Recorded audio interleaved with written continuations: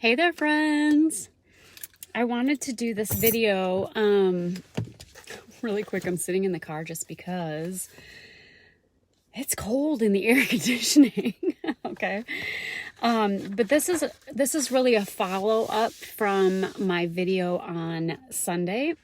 God is speaking some other things too that really go with what I said on Sunday about the things that the Lord is exposing and revealing and what we're about to see. In staff worship, it was a month ago. It was May 18 in staff worship. I got 1 Samuel 5. That's what the Lord spoke to me. Let me just read part of it to you.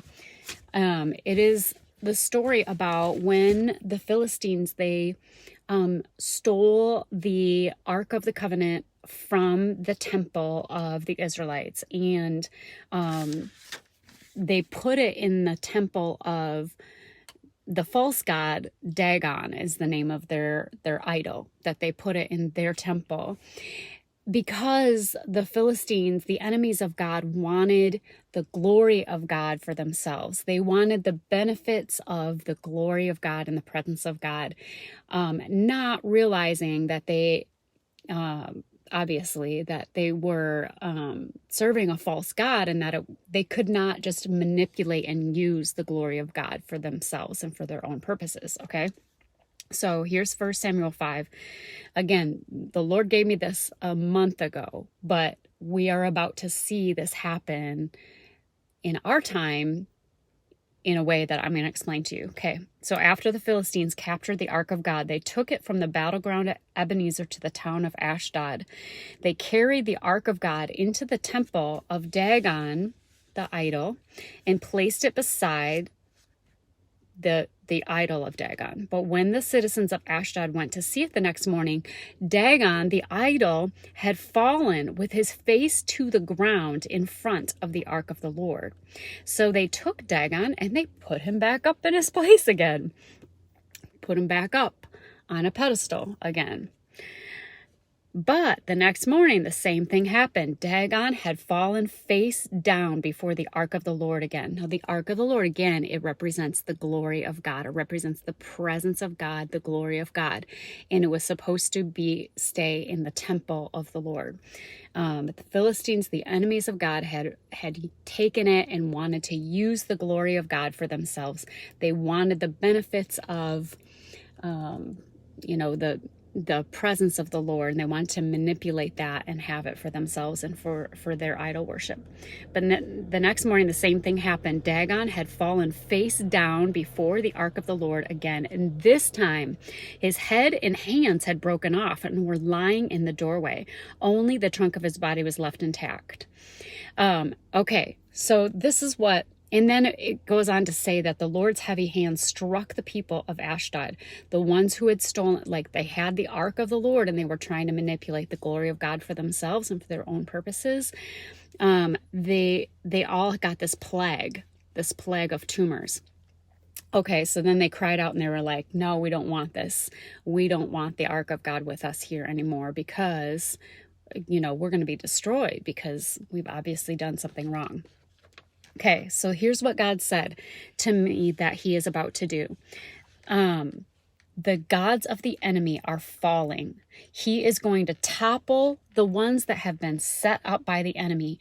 The hand of the enemy is being forced by the Lord, kind of like when God allowed the plagues to come against Egypt in order to show that he wanted his people free from oppression and slavery.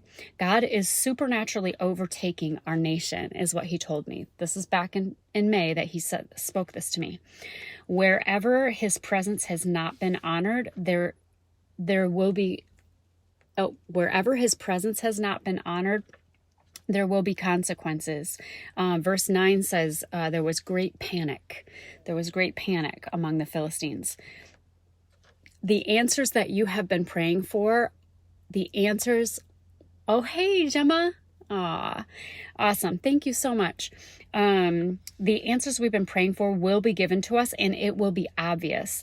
Provision is going to be given ahead of time. Answers will come, and there will be no other, it'll be like no other option. It'll be that obvious. The answers to your prayers will be that obvious, because there will be no other option. And this was confirmed again today, and during worship, staff worship again today. Let me just open it up. I heard the Lord say, stand and see the victory of the Lord. Just stand and watch what God is about to do. He is going to have the victory. And then I saw Jesus, and I heard him say, he is riding across the skies. He's already confident the battle will be won. He has no doubt that he already knows the outcome. He is so fully confident. The battle, your personal battle, and the battles that we face as a nation and even nations of the world, he already knows the outcome. So stand and watch the battle of the Lord, or the victory of the Lord. A battle cry is going forth. And here's the Psalm 19 verse 6 is what I got. The sun rises at one end of the heavens and follows its course to the other end. Nothing can hide from its heat. Nothing can hide from its heat. And what I thought of when I read that was the Son of Righteousness is rising. Jesus is the Son of Righteousness, and he is rising with healing in his wings, with victory in his wings. Nothing can stop the sun from what he is doing. Nothing can hide from its heat. Nothing can hide from the baptism of fire that we're about to see. All people will see and feel the effects of what he is doing.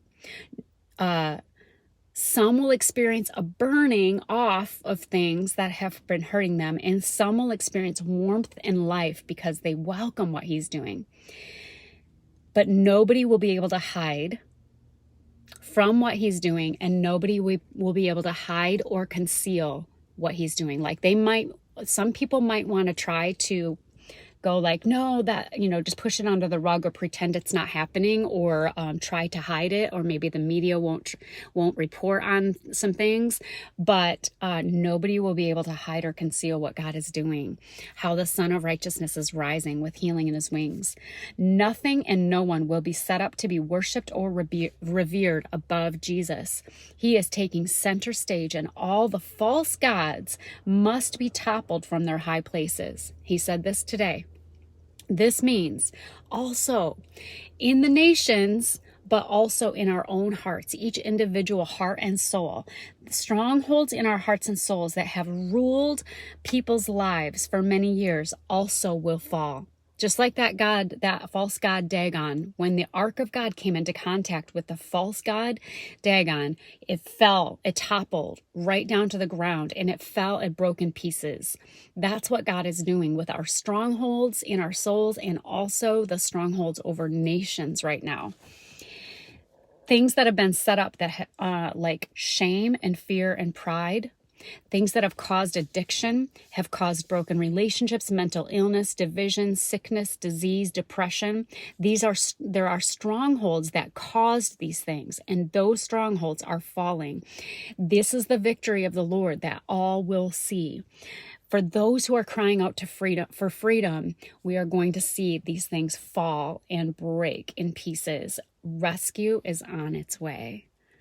Be encouraged today, friends. I love you. Like and share this video. Okay.